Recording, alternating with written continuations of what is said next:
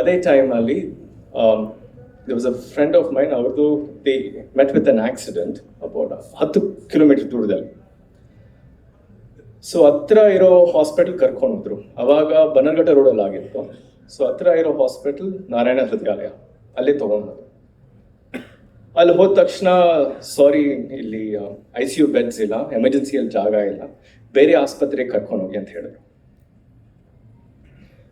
ಅಲ್ಲಿಂದ ಇನ್ನೊಂದು 15 ನಿಮಿಷ ದೂರದಲ್ಲಿ ಅಪೋಲೋ ಹಾಸ್ಪಿಟಲ್ ಇತ್ತು. ಅಪೋಲೋ ಹಾಸ್ಪಿಟಲ್ ನಾನು ಕೆಲಸ ಮಾಡ್ತಾ ಇದ್ದೆ. ನನ್ನ ಹತ್ರ ಬರೋಷ್ಟರಲ್ಲಿ ದಿಸ್ ಫ್ರೆಂಡ್ ಆಫ್ ಮೈನ್ ಉಸಿರಾಡ್ತಾ ಇರಲಿಲ್ಲ. ಕತ್ ಮೇಲೆ ಬೆರಳಿಟ್ಟಿದಾಗ ಪಲ್ಸ್ ಇರಲಿಲ್ಲ. ಅವಾಗ ಗೊತ್ತಾಯಿತು ಅವರು ಬರೋ ದಾರಿಯಲ್ಲೇ ತೀರ್ಕೊಂಡ್ರು ಅಂತ. ಏನಾಯ್ತು, ಏನಕ್ಕೆ ಈ ಥರ ಆಯಿತು ಅಂತ ಗೊತ್ತಾಗಲಿಲ್ಲ. ಸೊ ಅದೇ ಸಮಯದಲ್ಲಿ ಇದಾದ್ಮೇಲೆ ಅವರು ಗೌರ್ಮೆಂಟ್ ಆಸ್ಪತ್ರೆಗೆ ಕರ್ಕೊಂಡೋಗಿ ಅಲ್ಲಿ ಅಟಾಪ್ಸಿ ಮಾಡಿದ್ರು. ನಾನಾಗ ಅನ್ಕೊಂಡೆ ಓಕೆ ಮೇಜರ್ ಇಂಜುರೀಸ್ ಆಗಿರಬಹುದು, ತಲೆಗೇಟ್ ಆಗಿರಬಹುದು, ಎದೆಗೇಟ್ ಆಗಿರಬಹುದು, ಅದರಿಂದ ತೀರ್ಕೊಂಡ್ರು ಅಂತ. ಅದಾದ್ಮೇಲೆ ಗೊತ್ತಾಯ್ತು ಅವರಿಗೆ ಸಿಗ್ನಿಫಿಕೆಂಟ್ ಇಂಜುರೀಸ್ ಅನ್ನೋದು ಇರಲಿಲ್ಲ. ತಲೆಗೆ ಸಣ್ಣ ಏಟಾಗಿತ್ತು, ಅದರಿಂದ ಅವ್ರದ್ದು ಕಾನ್ಷಿಯಸ್ನೆಸ್ ಹೋಯ್ತು. ಕಾನ್ಷಿಯಸ್ನೆಸ್ ಹೋದಾಗ ನಮ್ಮ ಟಂಗ್ ಏನಿದೆಯೋ ಅದು ಹಿಂದೆ ಬೀಳತ್ತೆ. ಅದರಿಂದ ಶ್ವಾಸ ಮಾಡೋದಕ್ಕೆ ಕಷ್ಟ ಆಗತ್ತೆ. ಏರ್ವೇ ಅನ್ನೋದು ಬ್ಲಾಕ್ ಆಗತ್ತೆ. ಕತ್ತನ್ನು ಸ್ವಲ್ಪ ಮೂವ್ ಮಾಡಿದ್ರೆ ಸಾಕು, ಆ ಏರ್ವೇ ಅನ್ನೋದು ಓಪನ್ ಆಗತ್ತೆ. 2 ಸೆಕೆಂಡ್ ತೊಗೊಳತ್ತೆ ಇದನ್ನು ಮಾಡೋಕ್ಕೆ. ಈ ದಾರಿಯಲ್ಲಿ ಯಾರೊಬ್ಬರಾದರೂ ಇದನ್ನು ಮಾಡಿದರೆ 2 ಸೆಕೆಂಡ್ ಇದನ್ನು ಮಾಡಿದರೆ ಅವರು ಈಗ ಉಳ್ಕೊಂತಿದ್ರು. ಇದು 12 ವರ್ಷದ ಮುಂಚೆ ಆಗಿರೋದು, 13 ವರ್ಷದ ಮುಂಚೆ ಆಗಿರೋದು. ಈಗಲೂ ನಾವು ತುಂಬ ಉದ್ಧಾರ ಆಗಿಲ್ಲ.